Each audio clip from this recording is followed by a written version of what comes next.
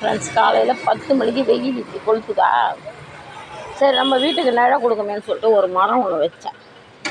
இந்த நன்னூலார் சொல்லுவார், மாணவர்களின் தன்மை பற்றி பேசும்போது முடத்தெங்கு அப்படி சொல்லி ஒரு வாசகை சொல்லுவார். ஒரு வார்த்தை என்னன்னு கேட்டாக்கா, நாம் வச்சு மரத்தெல்லாம் வளர்ப்போம், ஆனால் அது பக்கத்து வீட்டில் போய் கோழிக்கு போய் பக்கத்து வீட்டில் காய்ச்சி காய் விடும் அப்படின்னு சொல்லிட்டு இந்த கடல் குடம், பனைப்பஞ்சி, முடத்தெங்கு இந்த மூணையும் வந்து இந்த நல்ல மாணவர்கள் அல்லாதவர்களுக்கு சான்று கொடுப்பாரு நன்னூலார்.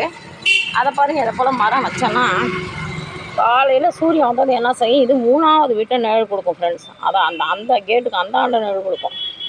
இப்போ 10 மணிலேருந்து 12 மணி வரைக்கும் இங்கே பாருங்க கரெக்டாக எங்கள் பக்கத்து வீட்டு வாசலில் நிழல் கொடுக்கும். சரிங்களா? அந்த உச்சி வெயில் போனால் போகுது, பச்சை கூலிக்கு 1 மணி நேரம்னு சொல்லிட்டு எனக்கு இந்த மரம் நிழல் கொடுக்கும் ஃப்ரெண்ட்ஸ்.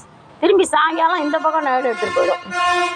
இப்படி பார்த்தீங்கன்னா இந்த மரம் வச்சு நான் 1 மணி நேரம் தான் நிழல் அனுபவிக்கிறேன்.